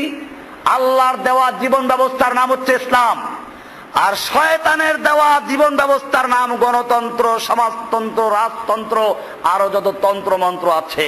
কবরে গেলে ধরা হবে মা দীনুকা, তুমি যেই দিন, যেই জীবন ব্যবস্থা অনুসরণ করেছো সেই দিনের নাম কি? সেই দিন কি আব্রাহাম লিঙ্কনের গণতন্ত্র? সেই দিন কি কার্ল মার্কসের সমাজতন্ত্র? না সেই দিন পীরতন্ত্র? প্রশ্ন করা হবে। যদি উত্তর দেয় আমি সেকুলার, আমি ধর্মনিরপেক্ষ, উত্তর দিলে ফেরেশতারা সারবে। এই জন্য প্রশ্ন হবে মা দীনুকা, তোমার দিন কি ছিল? বর্তমানে একদিকে যেমন সেই সেকুলাররা বলে যে আমরা ধর্মনিরপেক্ষ, আর একদিকে তাদের পা চাটা একদল গোলাম পীর, যাদের বক্তব্য হচ্ছে পরকালে মুক্তির জন্য ইসলাম ধর্ম গ্রহণ করা দরকার নাই। আমাদের তাওহীদের মূল শিক্ষা বই আমি তাদের রেফারেন্স দিয়ে দিচ্ছি, কারা এই দাবিগুলো করে, কার বইতে কোন জায়গায় আছে সব দেওয়া আছে। এরা কোরআনের একটা আয়াতকে ভুল ব্যাখ্যা করে। এরা বলে আল্লাহ তাআলা বলেছেন ইন্নাল্লাযীনা আমানু ওয়াল্লাযীনা হাদু ওয়ান নাসারা ওয়াস-সাবিনা, যে যারা মুমিন, ইহুদি, সাবিন যেই হোক না কেন, যারা আল্লাহর উপর ঈমান আনে তারা সবই, কোরআনের আয়াতটা পরিষ্কার বলা আছে সূরা বাকারার 63 নম্বর আয়াত দিয়ে পিসাবরা দলিল দেয়, সেকুলাররা দলিল দেয়। এটা আপনাদের নলেজ থাকা দরকার। গতকালও কে যেন আমাকে ফোন দিয়ে বলেছিলেন আয়াতটার অর্থটা কি, বুঝতে পেরেছি নিশ্চয়ই তাকে কোন পীরের মুরিদ বা পীর আয়াত দিয়ে দলিল পেশ করেছে। আয়াতটা আমি বলে দিচ্ছি, ইন্নাল্লাযীনা আমানু ওয়াল্লাযীনা হাদু ওয়ান নাসারা ওয়াস-সাবিনা মান আমানা বিল্লাহি ওয়াল ইয়াউমিল আখির ওয়া আমিলা সালিহান ফালাহুম আজরুহুম ইনদা রাব্বিহিম ওয়া লা খাউফুন আলাইহিম ওয়া লা হুম ইয়াহজানুন। আল্লাহ তাআলা বলছেন নিশ্চয়ই যারা ঈমান এনেছে, আমানু মুমিন, ওয়াল্লাযীনা হাদু এবং যারা হাদু ইহুদি হয়েছে, ইহুদি, ওয়ান নাসারা এবং যারা নাসারা হয়েছে খ্রিস্টান, ওয়াস-সাবিন এবং যারা সাবিউন, মান আমানা বিল্লাহি ওয়াল ইয়াউমিল আখির, যে কেহ আল্লাহর উপর ঈমান আনে, পরকালে বিশ্বাস করে, ওয়া আমিলা সালিহান এবং আমলে সালেহ করে, ফালাহুম আজরুহুম ইনদা রাব্বিহিম, তাদের জন্য তাদের রবের কাছে বিনিময় রয়েছে, আজর রয়েছে, ওয়া লা খাউফুন আলাইহিম ওয়া লা হুম ইয়াহজানুন, তাদের কোনো ভয় নেই, তাদের কোনো দুশ্চিন্তা নাই, দুনিয়াতে ভয় নাই, পরকালে চিন্তা নাই। সূরা বাকারার 62 নম্বর আয়াত। এই আয়াত দিয়ে ওরা মানুষকে বোঝায়, এখানে বলা হয়েছে ইহুদি হোক, খ্রিস্টান হোক, সাবিন হোক, যেই হোক তার কোনো ভয় নাই, ভালো কাজ করলেই চলে। এইটা দিয়েই মাইজভান্ডারী পীরেরা বই লিখেছে, ওই তাওহীদের মুর্শিদের বইটা অনেকটা এরকম ভাবে। দেওয়ানবাগী পীর, এই জাতীয় পীরেরা মুসলিম জাতিকে বিভ্রান্ত করছে। পরকালে মুক্তির জন্য ইসলাম ধর্ম গ্রহণ করার কোনো দরকার নেই। আল্লাহ রাব্বুল আলামিন কি বলছেন? আমরা আল্লাহ তাআলাকে জিজ্ঞেস করব। এটা পরিষ্কার বিষয়, কবরে গেলে প্রশ্ন আসবে, এটার আর উত্তর লাগে না, একটা উত্তর যথেষ্ট। কবরে গেলে যখন প্রশ্ন করবে মা দীনুকা, তখন যদি কেউ বলে আমি ইহুদি, আমি খ্রিস্টান, উত্তর দিলে চলবে? উত্তর দিতে হবে কি? দ্বীন আল ইসলাম। কোরআনে আল্লাহ তাআলা সূরা আলে ইমরানের 85 নম্বর আয়াতে বলেছেন, ওমাই ইয়াবতাগি গায়রাল ইসলামে দীনান ফালাই ইউকবালা মিনহু, যে ব্যক্তি ইসলাম বাদ দিয়ে অন্য কোন দিন, অন্য কোন জীবন ব্যবস্থা তালাশ করে, ফালাই ইউকবালা মিনহু, সে ব্যক্তি যত নেক আমল করুক, যত বড় জিকির করুক, ওজিফা পড়ুক, আল্লাহ বলছেন ফালাই ইউকবালা মিনহু, তার কিছুই গ্রহণযোগ্য হবে না। ওহুয়া ফিল আখিরাতি মিনাল খাসিরিন, সে আখিরাতে ক্ষতিগ্রস্ত লোকদের অন্তর্ভুক্ত হয়ে যাবে। আল্লাহ বললেন ইসলাম বাদ দিয়ে অন্য কোন দিন, অন্য কোন জীবন ব্যবস্থা, অন্য কোন মতবাদ গ্রহণ করলে পরকালে মুক্তি পাবে না, ক্ষতিগ্রস্তদের অন্তর্ভুক্ত হবে। পীর বলল পরকালে মুক্তি পাওয়ার জন্য ইসলাম দরকার নাই, পীরেরটা মানবো না আমারটা মানবো? এরপরে আসেন আরো স্পষ্ট হন, কোরআনের সূরা নূরের 39 নম্বর আয়াত থেকে 40 নম্বর আয়াত পড়ুন। আল্লাহ তার উদাহরণ দিয়ে দিয়ে বুঝিয়েছেন, ওয়াল্লাযীনা কাফারু আমালুহুম কাসারাবিন বিকিআতিন ইয়াহসাবুহু আয-যামআনু মাআ হাত্তা ইযা জাআহু লাম ইয়াজিদহু শাইআ ওয়া ওয়াজাদাল্লাহা ইনদাহু ফাওয়াফাহু হিসাবা ওয়াল্লাহু সারিউল হিসাব। আল্লাহ বলছেন, ওয়াল্লাযীনা কাফারু, নিশ্চয় যারা কাফের, আমালুহুম কাসারাবিন, তাদের যত আমল আছে, তোমরা দেখতে পাচ্ছ ওরা হাসপাতাল করে, ওরা রোগীদের সেবা করে, ওরা টিউবওয়েল দান করে, অনেক জনকল্যাণমূলক কাজ করছে। আল্লাহ বলছেন আমালুহুম কাসারাব, ওদের যত আমল আছে সবগুলো মরিচিকার মতো। মরিচিকা কাকে বলে? ওই বালুর দিকে তাকালে দেখা যায় পানি থই থই করে। এরকম পিচ ঢালা রাস্তায় এখন দুপুরে তাকালে দেখা যায় পানি থই থই করে। তৃষ্ণার্ত লোক যদি এটাকে পানি মনে করে দৌড়িয়ে যায়, পানি দেখবে না অন্য কিছু দেখবে? পানি দেখবে না, দেখবে ওখান থেকে দূরে আরো এরকম দেখা যায়। আল্লাহ ওটাই বলেছেন, ইয়াহসাবুহু আয-যামআনু মাআ, তৃষ্ণার্ত লোকেরা এটাকে পানি মনে করে। হাত্তা ইযা জাহু, এরপরে যখন পানি মনে করে দৌড়ে আসলো, লাম ইয়াজিদহু শাইআ, আল্লাহ বলছেন সে কিছুই পায় নাই। ওয়া ওয়াজাদাল্লাহা ইনদাহু, আল্লাহকে পেয়েছে সেখানে। ফাওয়াফাহু হিসাব, আল্লাহ তাআলা পুরো হিসাব চুকিয়ে দিবেন। এরপরে আল্লাহ আরেকটা উদাহরণ দিয়েছেন, আও কাযুলুমাতিন ফি বাহরিন লুজ্জিয়িন, এটা তাওহীদের মূল শিক্ষা বইতে আছে 23 নম্বর পৃষ্ঠায়, ওখান থেকে বিস্তারিত পরে আমি ইঙ্গিত দিয়ে যাচ্ছি। এরকম ভাবে রাসূলুল্লাহ সাল্লাল্লাহু আলাইহি ওয়াসাল্লাম কোরআন এবং হাদিস এত সমৃদ্ধ যাতে কেউ গোমরাহ হতে না পারে বা গোমরার দলিল দিতে না পারে সে ব্যবস্থা আছে, কিন্তু মানুষরা পড়ে না। আল্লাহর রাসূল সাল্লাল্লাহু আলাইহি ওয়াসাল্লাম বসে আছেন, ওমর ইবনুল খাত্তাব রাদিয়াল্লাহু তাআলা আনহু তাওরাতের একটা খণ্ড নিয়ে আসলেন আর বললেন, ইয়া রাসূলুল্লাহ, এই তাওরাত খুব ভালো ভালো কথা আমরা পাই, কিছু লিখে রাখবো কি? এই বলে উনি পড়া শুরু করলেন। আল্লাহর রাসূল সাল্লাল্লাহু আলাইহি ওয়াসাল্লামের চেহারা রাগে ক্ষোভে লাল হয়ে যেতে লাগলো। আবু বকর সিদ্দিক রাদিয়াল্লাহু তাআলা বললেন, সাকিলাতকা সাওয়াকিলু, ওমর তুই যদি মরে যেতিস, ওমর তুই যদি মরে যেতিস, ওমর তুই যদি মরে যেতিস, আমা তারা মা বিওয়াজহি রাসূলিল্লাহ, তুমি কি দেখতে পাচ্ছ আল্লাহর রাসূলের চেহারার অবস্থা কি?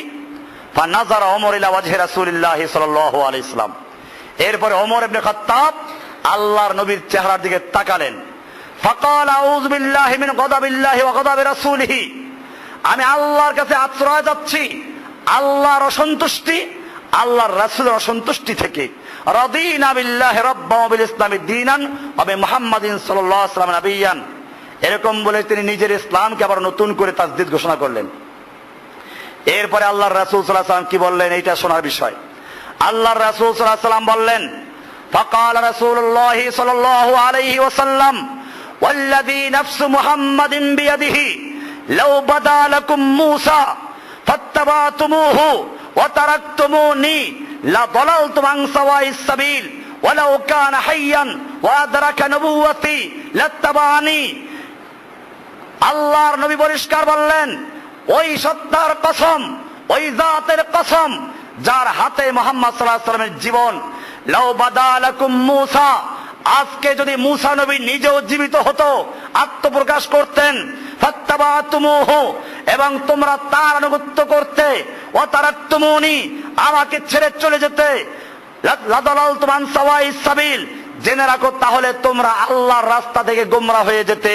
ওয়ালাউ কানা হাইয়ান, আর তোমরা না শুধু, আজকে যদি মূসা নবী জীবিত থাকতো, ওয়া আদরাকা নবুওয়াতি, আমার নবুয়ত কাল পেত, লাত্তাবানি, অবশ্যই সে আমার ইত্তেবা করত। ওয়ালাউ কানা মূসা হাইয়ান, আর যদি মূসা আজকে জীবিত থাকতো, মা ওয়াসিআহু ইল্লা ইত্তিবাই, তাহলে তারও পরকালে কোনো মুক্তির পন্থা ছিল না আমার আনুগত্য করা ছাড়া। কি বুঝা গেল?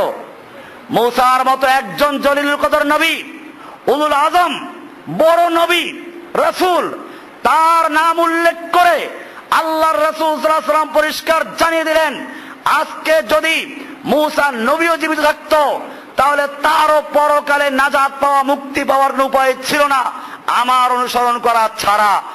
এরপরে যদি কোনো পীর বলে পরকালে মুক্তির জন্য ইসলাম ধর্ম গ্রহণ করার প্রয়োজন নেই, ইহুদি খ্রিস্টান যেই হোক না কেন যার যার ধর্মে বসে ইবাদত করে নাজাত পেয়ে যাবে, আর কোরআনে আয়াত দেয়া মানুষদেরকে বিভ্রান্ত করতে চায়, সেগুলো পীর না শয়তান। হাদিসটা পাবেন, এই যে হাদিসটা এখন বললাম, মুসনাদ ইবনে আবি শাইবার 172, মুসনাদে আহমদের 15195, ইমাম আলবানী তার কিতাবে এটাকে সহিহ বলেছেন। এমনি ভাবে মেশকাত হাদিসটা আছে, কিতাবুল ইতিসাম বিল কিতাব ওয়াস সুন্নাহর মধ্যে কয়েকটা হাদিস আছে, সেখান থেকে লেখা। এগুলো পরিষ্কার হয়ে গেল, পরকালে মুক্তির জন্য ইসলাম গ্রহণ করা ছাড়া অন্য কোন ধর্ম গ্রহণ করে নাজাত পাওয়া যাবে না। তাহলে যে পীরগুলো লিখে দিল কোরআনের ওই আয়াত দিয়ে মানুষকে গোমরাহ করলো, তাদের অবস্থাটা কি? এমনি ভাবে শুধু ইসলাম গ্রহণ করলেই না, ইসলাম গ্রহণ করতে হবে পরিপূর্ণভাবে। আল্লাহ তাআলা সূরা বাকারা 208 নম্বরে বলে দিয়েছেন, উদখুলু ফিস সিলমি কাফাতান, ইসলামে পরিপূর্ণভাবে প্রবেশ করো। তোমার বাড়ি একজন মেহমান গেল, অর্ধেকটা দরজার ভিতরে অর্ধেকটা বাইরে, তুমি কি করবে? যে বেটা ঢুকলে পুরা ঢুকবি, নাহলে বাইরে পুরো বের হয়ে যা। অর্ধেক ঘরের ভিতর অর্ধেক বাইরে, চলবে এটা? তোমার এই ব্যাপারটা যদি অর্ধেক না চলে, আল্লাহ রাব্বুল আলামিনের দ্বীন, আল্লাহর দেওয়া জীবন বিধান, আল্লাহর দেওয়া হুকুম যদি কেউ অর্ধেক মানে আর অর্ধেক মানে না, আল্লাহ গ্রহণ করবেন? আল্লাহ সেজন্য বলেছেন উদখুলু ফিস সিলমি কাফা, ইসলামে পরিপূর্ণরূপে প্রবেশ করো। ওয়ালা তাত্তাবিউ খুতুওয়াতিশ শাইতান, তোমরা শয়তানের পদাঙ্ক অনুসরণ করো না। শয়তানের পদাঙ্ক অনুসরণ করে এর মানে কি? শয়তানের সেই তরিকাগুলো কি কি? খুতুওয়াত, শয়তানের নকশা কি জিনিসগুলো? সেগুলো শয়তানের নকশা, এগুলোই শয়তানের নকশা। গণতন্ত্র, এখন দেখবেন যে মানুষেরা দিন কায়েমের জন্য গণতন্ত্র ছাড়া উপায় নাই, ইসলামের কথা বলে গণতন্ত্র করছে এরকম ভাবে, অথচ গণতন্ত্র একটা আলাদা দিন, স্বতন্ত্র ধর্ম। ইসলাম যেরকম ভাবে একটা স্বতন্ত্র ধর্ম, গণতন্ত্র একটা স্বতন্ত্র ধর্ম। এটা মুসলিম জাতির দুর্ভাগ্য। এই পৃথিবীতে বিভিন্ন মতবাদ, বিভিন্ন নীতি, মানব রচিত দিন এক এক সময় এক একটা মাথা চারা দিয়ে ওঠে। পৃথিবীতে এক সময় আসলে সমাজতন্ত্র, মানুষদেরকে তারা বুঝাইলো কেউ খাবে তো কেউ খাবে না, তা হবে না, তা হবে না, কেউ গাছতলায় কেউ 10 তলায়, তা হবে না। এই ব্যক্তি মালিকানার মাধ্যমে পুঁজিবাদী অর্থনীতি গড়ে ওঠে, এইগুলো ধ্বংস করতে হবে। তাহলে কি করতে হবে? রাষ্ট্রের যা কিছু সব কিছুর মালিকানা থাকবে রাষ্ট্রের, জমি জমা, কলকারখানা, উপকরণ, আয় উৎপন্নের যা কিছু সব থাকবে রাষ্ট্রের। জনগণ কাজ করবে, জনগণকে সমানভাবে ভোগ করার সুযোগ দেওয়া হবে। মানুষ দলে দলে মিছিল করে ঢুকতে শুরু করলো, গরিবেরা ঢুকলো। এই সময় দেখে জয় জয়কার অবস্থা, একদল মৌলবীরাও হাজির হয়ে গেল। তারাও চিন্তা করলো এই সময় যদি সমাজতন্ত্রের সঙ্গে ইসলামকে মিলানো না যায়, তাহলে ইসলাম শেষ হয়ে যাবে। ইসলামের দোস্ত, ইসলামের হিতাকাঙ্ক্ষী এরা এসে শুরু করলো কি? ইসলাম আর সমাজতন্ত্র এক, ইসলামী সমাজতন্ত্র। আর দলিল তো দেওয়া যায়, কোরআন হাদিসে অনেক সমৃদ্ধি আছে, যে যেদিকে নিতে চায় নেওয়ার সুযোগ আছে। দলিল পেশ করলো। আল্লাহ তাআলা কোরআনে বলেছেন, ইয়াসআলুনাকা মাযা ইউনফিকুন কুল আফওয়া, আপনাকে জিজ্ঞেস করবে লোকেরা কি ব্যয় করতে হবে, আপনি বলুন যত অতিরিক্ত সব। আল্লাহর নবী যখন মৃত্যু হয়ে গেলেন, ফাতেমা রাদিয়াল্লাহু তাআলা আনহা আল্লাহর নবীর খলিফা আবু বকরের কাছে আসলেন আল্লাহর নবীর সম্পত্তি চাওয়ার জন্য। আবু বকর সিদ্দিক বললেন, আল্লাহর রাসূল সাল্লাল্লাহু আলাইহি ওয়াসাল্লাম বলেছেন, আমরা নবী, আমাদের কোনো ওয়ারিশ হয় না, সম্পত্তির ওয়ারিশ হয় না। লা নুওয়ারিসু দিনারা ওয়ালা দিরহামা, আমরা দিনার দিরহাম টাকা পয়সার কাউকে ওয়ারিশ বানাই না, আমরা ওয়ারিশ বানাই ইলমের। ওয়া ইন্নামা নুওয়ারিসুল ইলমা, আমরা ইলমের ওয়ারিশ বানাই। ফামান আখাযাহু আখাযা বিহাজ্জিন ওয়াফির, যে ব্যক্তি ইলম অর্জন করলো সে ব্যক্তি পূর্ণ অংশ অর্জন করলো। সম্পত্তি দিলেন না, এটাই তো সমাজতন্ত্র। নবীর কোনো ওয়ারিশ সম্পত্তি রেখে যান নাই। আবু বকর সিদ্দিক রাদিয়াল্লাহু তাআলা আনহু বাইতুল মাল থেকে ঠিক অতটুকুই সম্পত্তি অতটুকুই নিতেন যতটুকু প্রয়োজন ছিল। ওই যে কাহিনী আছে যে ওনার স্ত্রী কিছু পয়সা জমা করেছিলেন কিছু একটা হালুয়া তৈরি করার জন্য। আবু বকর সিদ্দিক যখন জানতে পারলেন ওই পরিমাণ, ওটা তো ফিরে দিলেন, ওই পরিমাণ তার বেতন থেকে কমাই দেওয়া, বলে এটা আমার প্রয়োজন না। এটা সমাজতন্ত্র। এইভাবে দলিল দিয়ে প্রায় 500 কিতাবের হাওয়ালা রেফারেন্স দিয়ে একটা বই লেখলো আল ইস্তিরাকিয়াতু ফিল ইসলাম, ইসলামী সমাজতন্ত্র। এরপরে যখন পৃথিবীর মানুষ জানতে পারলো সমাজতন্ত্র একটা ফাঁকা বুলি, এটা মানুষের একজন লোকের মাথা ব্যথা হয়েছিল, গেছে এক ভুয়ো ডাক্তারের কাছে।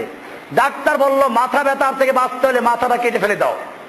ঠিক এরকম ভাবে গোটা মানুষ জাতিকে কয়েকজন মুষ্টিমেয় নেতার গোলাম বানিয়ে, কলকারখানা সবকিছুর মালিক রাষ্ট্র, কয়েকজন শাসক সবকিছুর মালিক হয়ে দেশের সমস্ত জনগণকে গরু গাধার মতো তাদের পা চাটা গোলামে পরিণত করলো। এরপরে দেখা যায় ওই নেতাদের জীবন ব্যবস্থা একরকম আর এই মানুষের ব্যবস্থা আরেক রকম। এরপরে যখন মানুষ টের পাইল এটা একটা ফাঁকা গুলি, বাস্তবেও সম্ভব না, একটা দেশ চালাতে হলে জনগণের উপরে পুলিশ দরকার, পুলিশ উপরে পুলিশ সুপার দরকার, তার উপরে আরো কিছু দরকার, এরপরে মন্ত্রী এমপি হাজার স্তর তৈরি করে তারপরে একটা দেশ চালানো সম্ভব। এখন যদি বলা হয় যে এমনি ক্ষমতার ব্যাপারে উপর নিচ হবে কিন্তু ভোগের ব্যাপারে সমান হবে, তাহলে আমরা বাস্তবে দেখবো যে এটা ওদের মধ্যে ছিল কিনা। জনগণ দেখলো তা বাস্তবে নেই। এরপরে ওদের বড় বড় মূর্তিগুলোকে ক্রেন লাগিয়ে বড় বড় শহরের রাজপথ থেকে নামিয়ে সমুদ্রে নিক্ষেপ করে দিল। যখন সমাজতন্ত্র বিদায় নিল তখন এই আলেমরা আবার বলল না না না, সমস্ত ভুল বলেছি, সমাজতন্ত্রের সঙ্গে ইসলামের কোনো সম্পর্কই নাই। এরপরে যখন আসলো গণতন্ত্র, পৃথিবীর মানুষ এখন গণতন্ত্র ছাড়া কিছু বুঝে না, গণতন্ত্রের জয় জয়কার অবস্থা। একদল আলেম আবার লাভবাহিক বলে হাজির হয়ে গেল, নিজেদেরকে ইসলামের সবচেয়ে হিতাকাঙ্ক্ষী বানালো। এরা শুরু করলো এখন যদি গণতন্ত্রের সাথে ইসলামকে না মিলানো যায় তাহলে ইসলাম শেষ হয়ে যাবে। এই জন্য তারা বলল দিন কায়েমের একমাত্র পথ গণতন্ত্র, ভোট আর জোট করা। এই জন্য কোন সময় ছোট জোট, কোন সময় বড় জোট, কোন সময় মহাজোট, কোন সময় আরো বড় জোট। এখন জোট হয়েছে না, এটা পরিষ্কার। আমরা বারবার বলি গণতন্ত্র মানুষের তন্ত্র মন্ত্রে তৈরি করা, গণতন্ত্র আলাদা একটা ধর্ম। ইসলাম যেমন একটা ধর্ম, একটা দিন, ইসলাম ধর্মের মূল ভিত্তি আল্লাহর উপরে পূর্ণ আস্থা, গণতন্ত্রের ভিত্তি জনগণের উপরে পূর্ণ আস্থা। ইসলামের ভিত্তি সকল ক্ষমতার মালিক আল্লাহ, গণতন্ত্রের আকীদার মূল ভিত্তি সকল ক্ষমতার মালিক জনগণ। সূরা আলে ইমরানের 126 নম্বর আল্লাহ তাআলা বলছেন কুলিল্লাহুম্মা মালিকাল মুলক, আল্লাহ সমস্ত ক্ষমতার মালিক।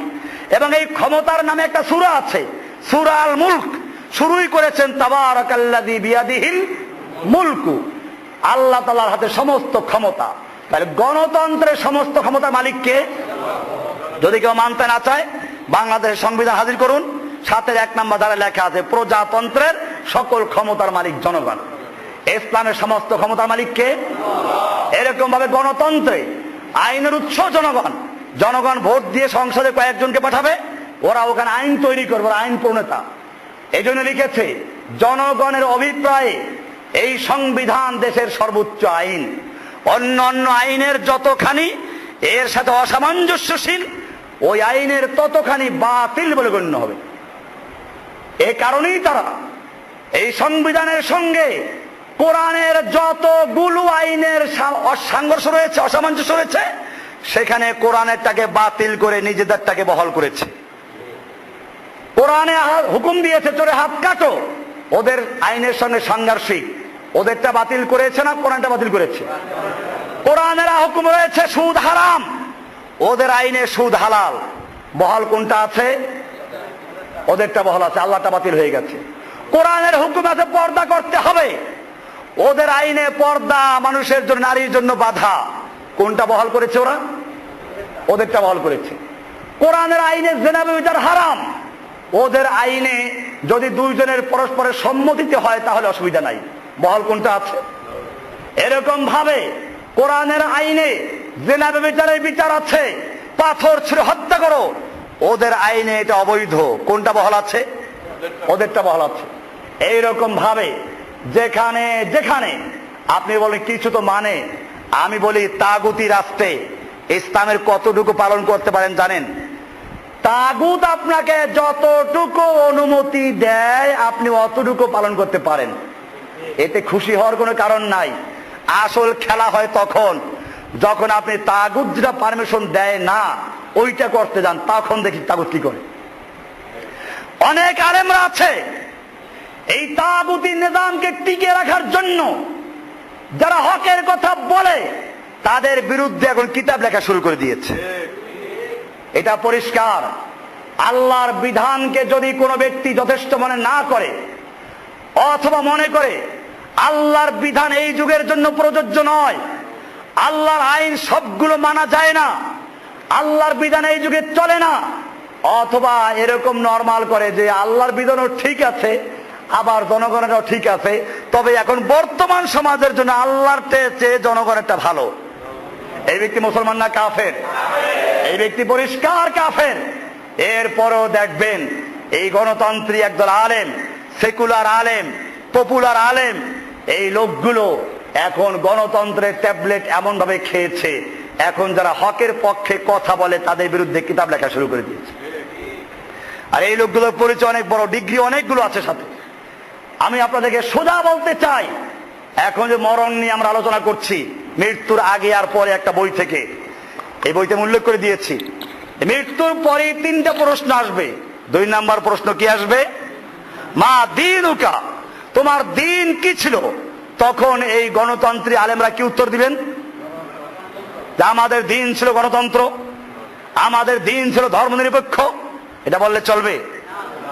গণতন্ত্র জনগণের মন্ত্র, এই তন্ত্রের আর একটা বড় দিক হচ্ছে এই, এদের অর্থনীতি সুদভিত্তিক, সমাজ নীতি নামে মানবাধিকার, আর এদের মানবাধিকার মানে হচ্ছে ইসলামের পর্দার বিধানের বিরোধিতা করা, ইসলামের যে সমস্ত হুকুম বিধান আছে সেগুলো বিরোধিতা করা। ওদের মানবাধিকারের আর একটা বড় দিক হচ্ছে মানুষের যৌন স্বাধীনতা। কুকুর এবং গরু ছাগল হিংস্র প্রাণী যেরকম রাস্তাঘাটে যৌন ক্ষুধা নিবারণ করে এরকম মানুষও করবে। এই সব হলো গণতন্ত্রের বিধান। এমনি ভাবে গণতন্ত্রের আরো বড় একটা গুণ আছে এই বহু দল তৈরি করা। কমপক্ষে 2টা থাকতেই হবে, একটা সরকারি দল একটা বিরোধী দল। কোরআনে আল্লাহ কি দল তৈরি করার হুকুম দিয়েছেন? কোরআনে আল্লাহ হুকুম করেছেন মুমিনদেরকে ওয়াতাসিমু বিহাবলিল্লাহি জামিআন ওয়া লা তাফাররাকু, তোমরা আল্লাহর রজ্জুকে ঐক্যবদ্ধভাবে ধারণ করো, ওয়া লা তাফাররাকু, কিন্তু পরস্পর বিচ্ছিন্ন হয়ো না। তাহলে আল্লাহ বলেন বিচ্ছিন্ন হয়ো না। কোরআনে আরো আয়াত আছে, আল্লাহ বলেন আনাকিমুদ্দিনা ওয়া লা তাতাফাররাকু ফীহি, তোমরা আল্লাহর জমিনে আল্লাহর দ্বীন কায়েম করো, কিন্তু খবরদার আল্লাহর দ্বীন কায়েম করতে গিয়ে বহু দলে বহু গ্রুপে বিভক্ত হয় না, বিচ্ছিন্ন হয়েও না। এই হুকুমগুলো কার? আল্লাহ বললেন দল তৈরি করা যাবে না, ঐক্যবদ্ধ ভাবে আল্লাহর রজ্জু ধরতে হবে। গণতন্ত্র বহু দলে বিশ্বাস করে, গণতন্ত্রের সাথে ইসলামের কোন মিল আছে? এমনি ভাবে গণতন্ত্রে সংখ্যাগরিষ্ঠ জনগণের ভোটের হিসাব করে, সংখ্যাগরিষ্ঠ জনগণ যাকে ভোট দিবে সে পাশ করে যাবে।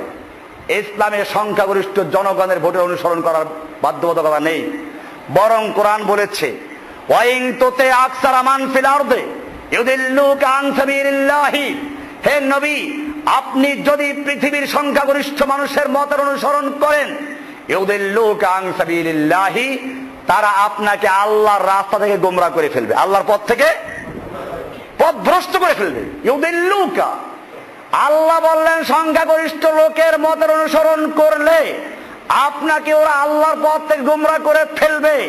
আর এখন আলেমরা লেগে গেছে ওই গণতন্ত্রের মাধ্যমে আল্লাহর দ্বীন কায়েম করতে। এটা কি আল্লাহর দ্বীন কায়েম হবে না শয়তানের দ্বীন কায়েম হবে? ওনারা বলেন যে সংসদে গিয়ে আমরা সব উল্টে ফেলবো। সংসদে গেলেই তো আপনার শপথ করতে হবে সংবিধান রক্ষা করার জন্য। আপনি সংবিধান রক্ষার শপথ করে তারপরে সংসদে গিয়ে আপনি কিছু বলতে পারবেন সংসদের বিরুদ্ধে? আচ্ছা ধরে নিলাম নিজের জন্য পারবে, এরপরে যারা সেকুলার পপুলার আর যারা হিন্দু বৌদ্ধ আছে তারা কি ওখানে মেনে নেবে সহজে? তখন লড়াই শুরু হয়ে যাবে। সেই লড়াইয়ের পথে তোমাকে আসতেই হবে। এই জন্য আল্লাহর রাসূল সাল্লাল্লাহু আলাইহি ওয়াসাল্লাম বলেছেন দ্বীন কায়েমের জন্য এই সমস্ত শয়তানের কোন পথে যেও না। দ্বীন কায়েমের পথ হচ্ছে আমরুকুম বিখামসিন আল্লাহু আমারানি বিহিন্না, আমি তোমাদেরকে 5টা কাজের আদেশ করছি। ওই 5টা কাজের জন্য আল্লাহ আমাকে আদেশ করেছেন বিল জামা। 1 নাম্বার কাজ হচ্ছে মুসলিম জাতি তোমাদের সমস্ত দল মত গুরু ভেঙ্গে দিয়ে এক আমিরের নেতৃত্বে আল জামা ঐক্যবদ্ধ হও। এরপর আবিসামিয়ত্তা, যখনই তোমাদের জামা হয়ে গেল ওয়ালা জামাত ইল্লা বিল আমির, আমির ছাড়া কোনো জামাত হবে না, একটা আমির থাকবে। আর আমির হতে হলে আবিসামিয়ত্তা, তার আনুগত্য করতে হবে, কথা মানতে হবে, শুনতে হবে। যখন আমির হয়ে গেল এরপরে তার নেতৃত্বে বলি হিজরত ওয়াল জিহাদ, সবকিছু ত্যাগ করে হিজরত করো, এরপরে জিহাদ করো, এর মাধ্যমে দিন কায়েম করো। পদ্ধতি কে দিয়েছেন? আল্লাহ দিয়েছেন। আল্লাহ রাসূল বলেছেন আল্লাহ আমারানি বিহিন্না, এটা আল্লাহ আমাকে হুকুম করেছেন। এই পদ্ধতিতে আল্লাহর নবী দিন কায়েম করেছেন। আল্লাহর নবী মক্কার কুফফারদের সঙ্গে ভোটের যুদ্ধে লিপ্ত হন নাই। আল্লাহর নবী মদিনাতে কোনো ভোটের যুদ্ধ করেন নাই। আল্লাহর নবীর সাহাবীরা আবু বকর ওমর ওসমানরা কেউ কোনোদিন ভোটের যুদ্ধে অবতীর্ণ হন নাই। এখন একদল আলেমরা ওই গণতন্ত্র টিকানোর জন্য বলছে ভোট একটা যুদ্ধ, ভোটের যুদ্ধে ইসলাম কায়েম করা হবে। এটা পরিষ্কার। আজকে যদি আল্লাহর হুকুম অনুযায়ী, রাসূলের তরিকা অনুযায়ী বাংলাদেশের প্রায় 3 লক্ষ মুসলিমের ইমাম সাহেবরা, হাজার হাজার মাদ্রাসার শিক্ষক ছাত্ররা রাজপথে নেমে আসতো, আল্লাহর নবীর তরিকা অনুযায়ী, আল্লাহর নির্দেশ অনুযায়ী একজন ইমামের নেতৃত্বে ঐক্যবদ্ধ হতো, এরপরে তারা ওই অনুযায়ী জিহাদ করত, বাংলার জমিনে কোন কাফের শক্তির ক্ষমতা ছিল না ইসলামের বিজয়কে দমিয়ে রাখা। কিন্তু সেগুলো বাদ দিয়ে এখন শয়তানের তরিকায় গেছে। এখন বহু দলীয় গণতন্ত্র, যেটা কুফফাররা বলে, সেটা ইসলামে ঢুকে গেছে। এজন্য বলেছি যুগে যুগে এটাই হয়েছে। ইনশাআল্লাহ সেদিন বেশি দূরে নয় যেদিন পৃথিবীর থেকে সমাজতন্ত্রের ন্যায় এই গণতন্ত্রকেও কেড়ে দিয়ে ফেলে দেওয়া হবে, এরপরে ইসলামের বিজয় হবে, এবং সেই বিজয়ের জন্য একদল মর্দে মুজাহিদ দরকার। সেই মর্দে মুজাহিদ তোমরা তৈরি হবে ইনশাআল্লাহ। ভাইরা আমার, এজন্য কোন তাগুতের সঙ্গে আপোষ করে নয়, কোন কুফফারদের মতবাদ গ্রহণ করে নাই। জেনে রাখো, কবরে গেলে তোমাকে প্রশ্ন করা হবে মা দীনুকা, তোমার দিন কি ছিল? তখন কি বলতে হবে? দীন আল ইসলাম। এবারে 3 নম্বর প্রশ্ন, আমান হাদার রাজুলুল্লাযী বুইসা ফীকুম, কার আদর্শ মেনেছো? কার তরিকায় যুদ্ধ করেছো? আব্রাহাম লিঙ্কনের তরিকায় না মুহাম্মদ সাল্লাল্লাহু আলাইহি ওয়াসাল্লামের তরিকায়? আমান হাদার রাজুলুল্লাযী বুইসা ফীকুম, ওই ব্যক্তিকে যে তোমাদের মাঝে গিয়েছিল নবুয়ত নিয়ে, রিসালাত নিয়ে, তার অনুসরণ করেছো না অন্য কোন নেতা নেত্রীর অনুসরণ করেছো? এটা পরিষ্কার। নইলে এর অর্থটা কি? আমান হাদার রাজুল, ওই মুহাম্মদ সাল্লাল্লাহু আলাইহি ওয়াসাল্লাম প্রশ্ন করার কি মানে? এর মানে হচ্ছে এই, আমাদের বর্তমানে বইটার মধ্যে আছে নবীর উপর ঈমান রাখার কি অর্থ, অনেকগুলো দিক দেওয়া আছে, সবগুলো আজকে আলোচনা করা যাচ্ছে না। এটা আমি শুধু ইঙ্গিত দিয়ে যাচ্ছি এই বইটাকে যাতে করে আমরা পড়ে এই সমাজের যারা বিভ্রান্তির মধ্যে, তাদের মধ্যে কাজ করা যেতে পারে। কারণ আমার এখন যে লেখাগুলো, আলোচনাগুলো, অনেকে মনে করছেন যে আগের আলোচনা থেকে ভিন্ন হচ্ছে। একটু ঠিকই আছে, আমরা প্রথম দিকে খুব কঠিন বিষয়গুলো আলোচনা করেছি, দেখা গেছে কঠিনগুলো মানুষ বুঝে না। মানুষকে প্রাইমারি লেভেলের সবকগুলো দিতে হবে। সেই জন্য এখানে আছে আল্লাহর উপর ঈমান আনো, মান রব্বুকা, এর অর্থটা কি, এটা আমরা কিভাবে পালন করব? আমা দীনুকা, আমার দিন কি, এর উপর প্রশ্ন হবে। দিন সম্পর্কে আমাদের আকীদা কি রাখা দরকার? আমান হাদার রাজুলুল্লাযী বুইসা ফীকুম, রাসূল সম্পর্কে প্রশ্ন আসবে। রাসূল সম্পর্কে আমরা কি ঈমান রাখবো? রাসূল আনুগত্য কেমনে করবে? এখানে প্রশ্ন দেওয়া আছে। রাসূল সম্পর্কে আমাদের ঈমান কি হওয়া উচিত? রাসূলের উপরে আমরা কিভাবে ঈমান আনবো? এই বিষয়গুলো দেওয়া আছে। এইভাবে 3টা প্রশ্ন আসবে, পরিষ্কার বিষয়। 3 নাম্বার প্রশ্নের মানে হচ্ছে এই, তুমি তোমার জীবনে কার তরিকা অনুসরণ করেছো? এখানে 2 রকম তরিকা মানুষ অনুসরণ করে। কয়রকম তরিকা? রাজনীতির ময়দানে নেতা নেত্রীর তরিকা, দেখবেন আদর্শ, অমুকের আদর্শ, জনকের আদর্শ, কেউ ঘোষকের আদর্শ। হয়তো জনক নইলে কি ঘোষক। একজন মুসলিম কার আদর্শ মানবে? যদি আল্লাহর রাসূলের আদর্শ বাদ দিয়ে আল্লাহর জমিনে বসে কোন নেতা নেত্রী বা জনক বা ঘোষক কারো তরিকা প্রতিষ্ঠিত করার জন্য, কারো আদর্শ কায়েম করার জন্য কেউ যুদ্ধ করে, মারামারি করে, রক্ত দেয়, যে জেনে রাখো আল্লাহ তাআলা তাদের পরিচয় করে দিয়েছেন, আল্লাযীনা আমানু ইউকাতিলুনা ফী সাবিলিল্লাহ, যারা মুমিন তারা আল্লাহর রাস্তায় যুদ্ধ করে, আল্লাহর দ্বীন কায়েমের জন্য লড়াই করে, সংগ্রাম করে জীবন দা রক্ত দেয়। ওয়াল্লাযীনা কাফারু, আর যারা কাফের, আউলিয়াউমুত তাগুত ইউকাতিলুনা ফী সাবিলিত তাগুত, ওরা তাগুতকে প্রতিষ্ঠিত করার জন্য, তাগুতের আইনকে আদর্শকে বাস্তবায়ন করার জন্য লড়াই করে। বোঝা গেল যারা কোন নেতা নেত্রী, কোন জনক বা ঘোষক বা কোন ব্যক্তির আদর্শ কায়েমের জন্য লড়াই করে, কোরআনের আয়াত অনুযায়ী তাদের পরিচয় দেওয়া আছে, ওয়াল্লাযীনা কাফারু ইউকাতিলুনা ফী সাবিলিত তাগুত, যারা কাফের তারা তাগুতের পক্ষে লড়াই করে, যুদ্ধ করে, মারামারি করে, রাস্তায় মিছিল করে, মিটিং করে, সব করে, গাড়ি পড়ায়, সব কার জন্য? তাগুতের জন্য। পরিষ্কার এদের চরিত্র। এই জন্য বলেছে ওমান হাদার রাজুল, 3 নম্বর প্রশ্ন, কে তোমার আদর্শ ছিল? তুমি কার আদর্শ কায়েমের জন্য লড়াই করেছো? কার আদর্শ বাস্তবায়নের জন্য যুদ্ধ করেছো? এই 3 প্রশ্ন আসবে, আমাদের মনে রাখতে হবে আমরা জীবনে আদর্শ কায়েম করব কার? আল্লাহর হুকুম, আল্লাহ রাসূলের আদর্শ।